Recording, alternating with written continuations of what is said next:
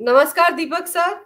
Sir, ये पूछना चाह रही हूँ आपसे कि कतर में जिस तरीके से मिलिट्री बेस जो अमेरिका के वहां पर जब हमला किया ईरान ने, तो उससे पहले दिन में ही अमेरिका ने एडवाइजरी जारी की थी अपने नागरिकों के लिए कि वो घरों से बाहर ना निकले। और बाद में एकदम 3 मिनट के बाद डोनाल्ड ट्रंप ने ट्वीट किया कि वो इस हमले को लेकर बदला नहीं लेंगे, रिटेलिएट नहीं करेंगे। सर, ये क्या नूरा कुश्ती चल रही थी? इतने दिन से चीख चीख के कह रहे थे कि हमने इन 3 जगहों पर हमला करेंगे और उन जगहों पर भी यूरेनियम निकाल लिया गया। 100% यूरेनियम तो शायद नहीं निकाला है ईरान में, ये वो कहना बड़ा मुश्किल है। ले गए कि वहाँ ट्रक खड़े होते हैं। पूरी दुनिया में 2000 किलो एनरिच यूरेनियम है, 400 किलो ईरान के पास है, जो उसने डीपली दबा के रखा हुआ था। और जब यहाँ पे फोर्डो पे हमला किया, तो मेरा मानना है कि वहीं दफना गया। ये कहना कि मैं निकाल के ले गया था, ये सब गीदड़ भक्ति है, इसमें कुछ नहीं रखा है। बट मेन चीज जो कतर के बारे में है कि हमको ईरान ने पहले ही बता दिया था, इसीलिए बहुत अच्छी बात। तो ये तो फिर दिखाने के लिए है ना दुनिया को पूरा। और ये भी उसको बहाना चाहिए था कि मेरे कतार में बेस है, मैं कतार को बहुत बहुत धन्यवाद दूंगा। बाद में किसी तरह से उनका धन्यवाद वो करेगा, क्या देगा उनको ये मुझे मालूम नहीं, क्योंकि कतार छोटा सा देश है, लेकिन वो अंग्रेजी में कहते हैं पंचिंग अबव इट्स वेट। मैं लड़ता हूँ बड़े बड़े शहनशाहों से और मैं जीत जाता हूँ।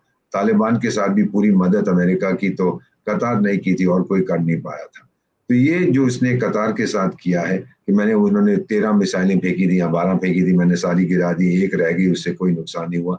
मेरा मानना है ईरान अपने लोगों को बताना चाहता था कि मेरे में अभी भी ये क्षमता है बदला लेने की।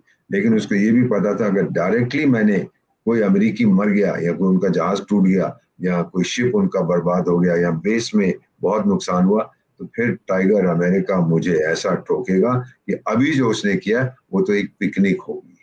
उसके बाद तो पिक्चर तो फिर अब शुरू होगी जब करेगा। तो उसने नहीं किया, उसने सिर्फ इंटरनली दिखाना चाहा। अब ये क्यों इजराइल ये करना चाहता है, मैम, ये बात मैं तो बहुत 20 साल उस एरिया में रहा हूँ, आपको समझाता हूँ क्यों। इस समय ईरान की जो जनसंख्या है, जो लोग हैं वहां पर, 1979 से तो इस्लामिक रेवोल्यूशन आया। रेवोल्यूशन में रूहुल्लाह खोमेनी साहब बोले कि ईरान में तो हम ले आए हैं क्रांति, अब जितने गल्फ में मोनार्कीज हैं, शहनशाह वहनशाह, सबको जूते मार के बाहर निकालो, वहां पर भी क्रांति ला।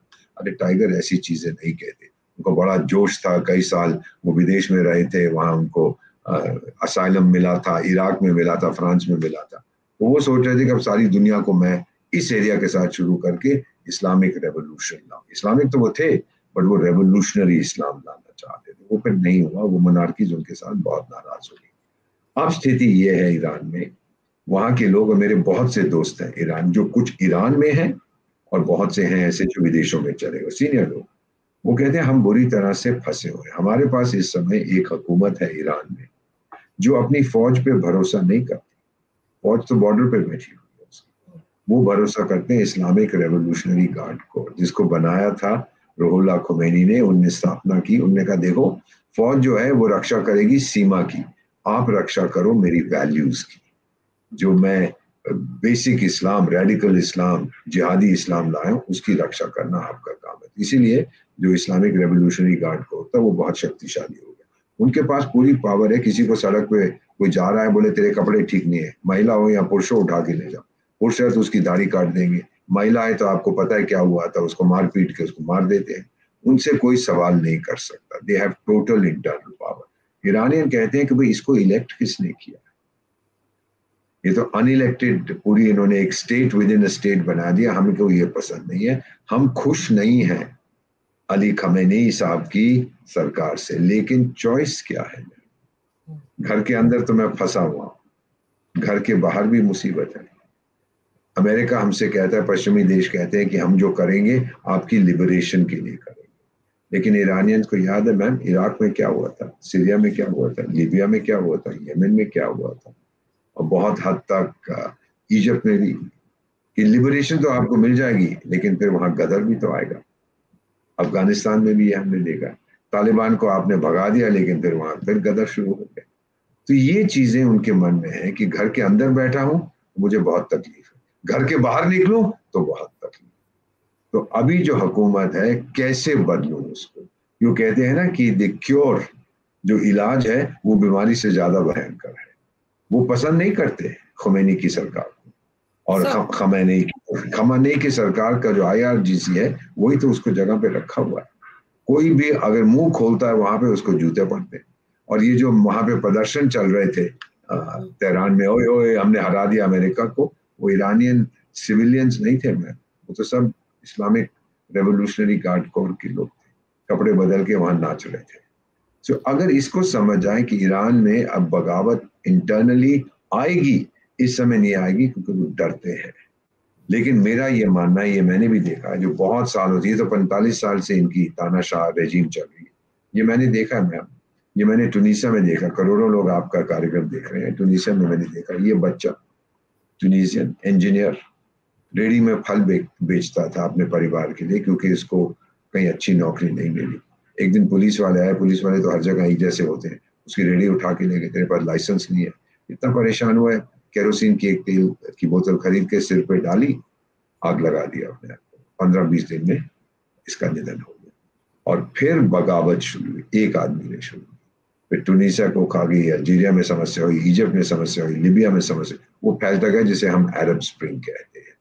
तो मेरा मानना है कि एक व्यक्ति, एक चिंगारी सड़क पर, और फिर आग लग सकती, भयंकर भीषण आग लग सकती। वो अब मेरा मानना है ईरान में वो समय आ गया है, क्योंकि आप लड़े इजराइल के साथ, अल्टीमेटली मिला क्या?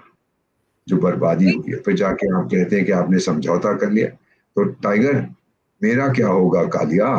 वहां 80% तो महंगाई चल रही है, 60% बेरोजगारी है, मिला क्या ये सब पंगा लेने से?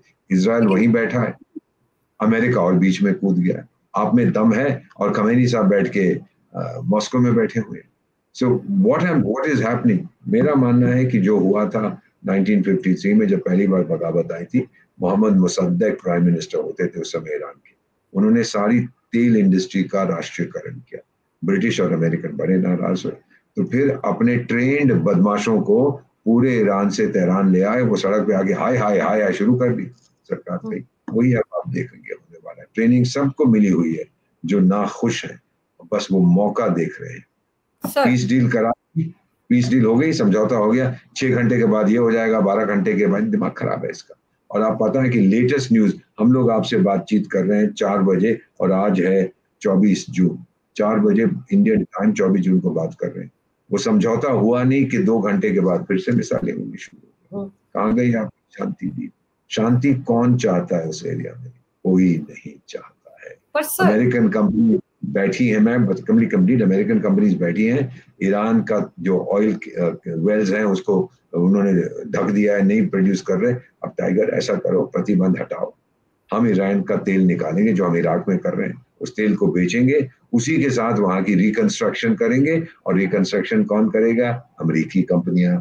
और यूरोप क्या करेगा? अरे भाई, अगर मेरी टेबल पे एक आधा दाना बच गया है दाल का या रोटी बची है तो मैं उसके मुंह में डाल दूंगा, लेकिन main contract, juicy contract America.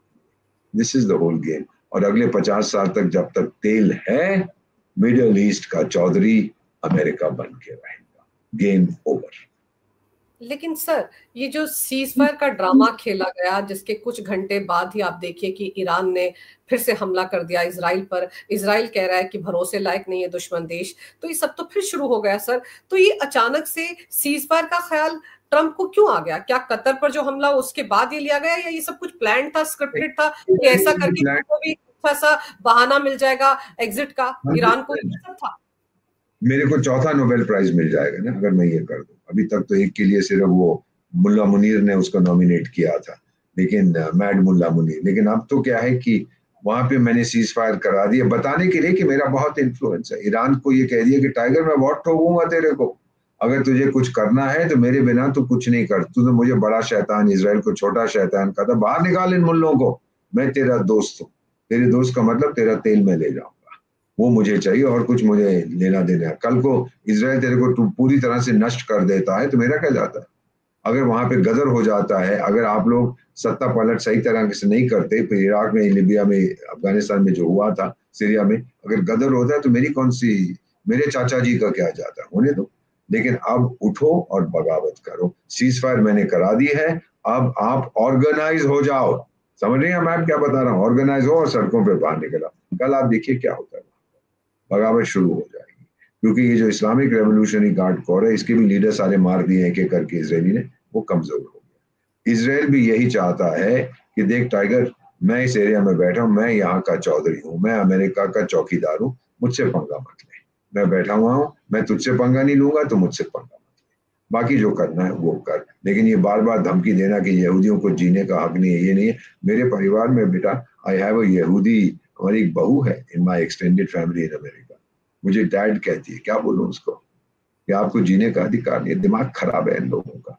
So the basic thing here is that Trump साहब ने पूरी नौटंकी की है। ड्रामा मास्टर तो वही, नौटंकी मास्टर तो वही, नौटंकी की है। सीज फायर मैंने करा दी, अब मैं क्या करूं जी, देखो इसराइल, ईरान तो मेरी बात मानता नहीं है, जा भाई इसराइल ठोक उसको, मुल्ला रेजीम खत्म।